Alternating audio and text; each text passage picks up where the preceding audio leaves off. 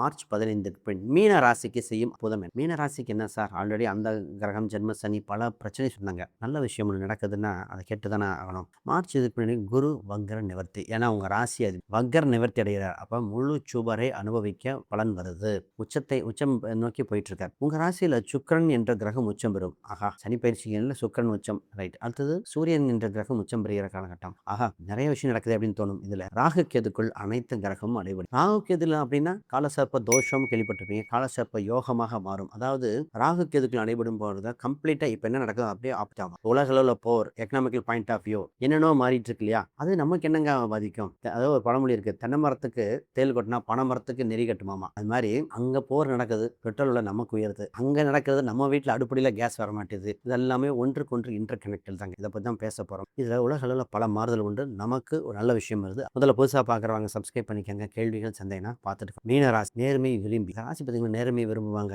மனதில் ஆழ்ந்த சிந்தனை நிறைய யோசனைகள் இருக்கும். இதுல ஒரு விஷயத்தை சேர்க்க முன்னாடி ரைட்டா தப்பா என்ன ஏதுன்னு யோசிப்பாங்க. பாசத்துக்கு ஏங்க ராசி இந்த ராசி பார்த்தீங்கன்னா பாசம் ஜாஸ்தியா இருக்கும். குடும்பத்துக்காக தன் ஒரு சில மிகப்பெரிய கமிட்மெண்ட் விட்டு கொடுக்க தயங்காம டக்குன்னு வரும். ஆனால் பாசம் கரெக்டா இருந்தா தான் கேட்கும். இந்த ராசிக்கு என்னன்னா மாற்றான் தோட்டத்துக்கு மல்லிகைக்கு மனம் உண்டும்போ. அதாவது நல்ல விஷயம் எங்க இருந்தாலும் எடுத்து சேகரிக்க தொடங்கும். பொதுவாக பாருங்க இந்த வீட்டுல தான் சுக்கிரன் என்ற கிரகம் உச்சம் பெறுது. அதாவது இவர் தேவகுரு சுக்கிரன் அலோவ் பண்றார். பொதுவாகவே இந்த மீனம் என்ற ஒரு வீட்டுல பாத்தீங்கன்னா உள்ள ஒரு இன்டர் கேஸ்டோ லவ் மேரேஜோ ஏதோ பொதுவாகவே வந்துடும். இந்த ராசியோட அம்சமே அதுதான். அப்ப மாற்று கருத்துடையவர்களும் ஏற்றுக்கொள்ளக்கூடியது. இந்த நேரத்தில் நடக்கிற அற்புதத்தை பார்ப்போம். முதல்ல ஃபர்ஸ்ட் நல்ல விஷயம் என்ன அப்படின்னா உங்க ராசிக்கு ராசி அதிபதி குரு வக்ர நிவர்த்தி அடைந்தவுடன் 4-10 வீட்டை முதல்ல தொழில் சம்பந்தப்பட்ட விஷயங்க. சார் தொழில் விஷயம் எப்படி இருக்கு? வருமானம் எப்படி இருக்கு? கௌரவம் கிடைக்குமா? முதல்ல உங்களுக்கு கௌரவம் அந்தஸ்து கிடைக்க வாய்ப்பு. உங்கள் சங்கங்கள் சபைகள் ஏதோ ஒரு இடத்துல உங்க கம்யூனிட்டி பேஸ் பண்ணி ஆக்கலாம், கோயில் சம்பந்தப்படலாம், ஒரு பொறுப்பு கிடைக்கும். அந்த பொறுப்பில் உங்களுக்கு ஒரு போஸ்டிங் அது வேணும் வேண்டான்னு உங்க டிசிஷன் எடுக்கலாம். ஆனால் கிடைக்க வாய்ப்பு.